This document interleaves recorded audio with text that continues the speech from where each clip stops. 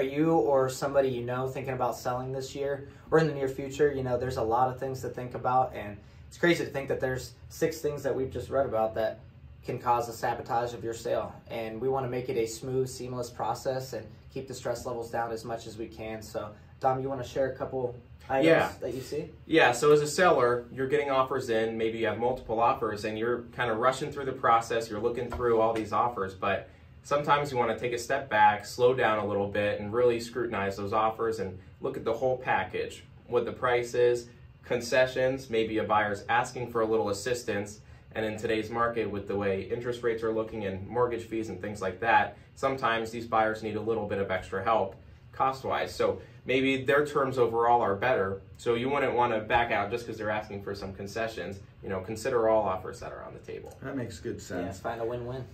One of the things that I hear a lot when I talk to sellers is they might see their neighbor's house sell for a certain price, and it's an emotional thing, and sometimes the ego gets in the way, so you think, well, my house is way nicer, so I should price it way higher.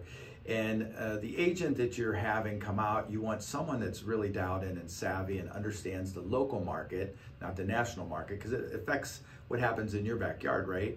So I think the important thing is when you're pricing a home, you want to price it at the market and then let the buyers decide what the market will bear, not with what we think. We give you an idea to price it correctly. But if you overprice it, because the wish is they can always come down, why don't they make an offer? I hear that so many times. But in reality, I think the newness to the market is where the power is as a seller. So if you hit it right, you might get multiple offers, like Dom said, and then you pick the strongest package. The other thing that I run into a lot is, let's say since the market's hotter and it favors the sellers, you say, you know what, I don't want to do anything, I just want to sell it as is. So what I do is, if we do as is, a lot of times the agents will call working with the buyers and say, what's wrong with it? You know, is there something wrong with the house? So I guess in some cases, as is means, yeah, there might be something wrong with the house, and that might hinder some of the buyer prospects. But I think in general, when we say as is, we're just saying we don't want it to be nitpicked because it's not a Rolex watch, right? So that's, I think, the essence of it. So you want to have good guidance with a local agent that is savvy and knowledgeable, which would be either these two or me. Zach, what do you have? Yeah, so once you're on the market, one of the things that you can do or not do is you want to make sure that you have your house correctly ready to show. So minimal amount of stuff as best as you can. Don't want pets roaming around if you can avoid it.